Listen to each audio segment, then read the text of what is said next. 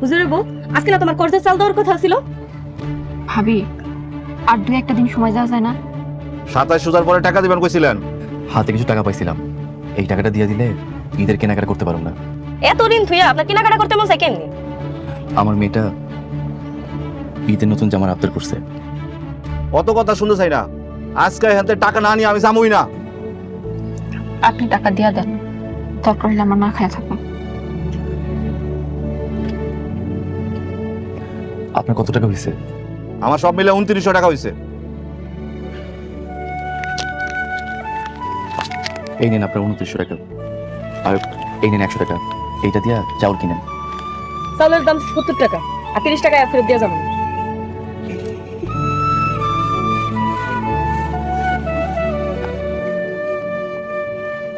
আব্বা, আমার ঈদের জামা কিনে দিব না?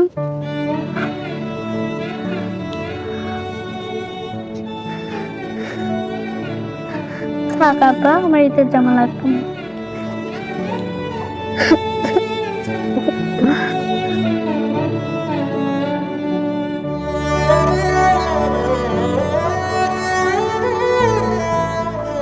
ঈদ মোবারক। কেউ ঈদ মোবারক বললে ঈদ মোবারক সাথে সাথে বলতে হয়। ঈদ মোবারক। তোমার কি মন খারাপ?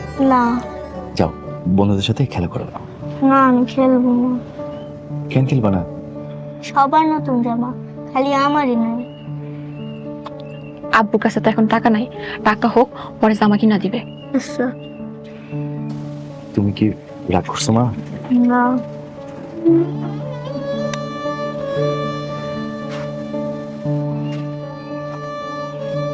ফাতেমা আম্মা, তুমি আর তোমার আব্বুরে আমার কথা কইও না, তোমার আব্বু কষ্ট পায়। আচ্ছা। চলো আমরা ভিতরে যাই। না, আমি ভিতরে যাবো না, আমি এদিকেই বসবো। আচ্ছা ঠিক আছে।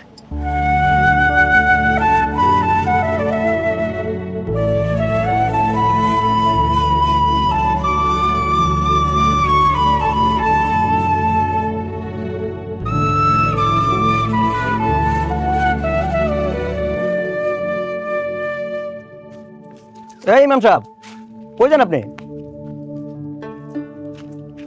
বাড়িতে যাই। কি ব্যাপার ইমাম সাহেব, আজকে যে ঈদের নামাজের পরে আমার বাড়িতে আপনার দাওয়াত, সেটা কি আপনি ভুলে গেছেন? না না ভুলি নাই।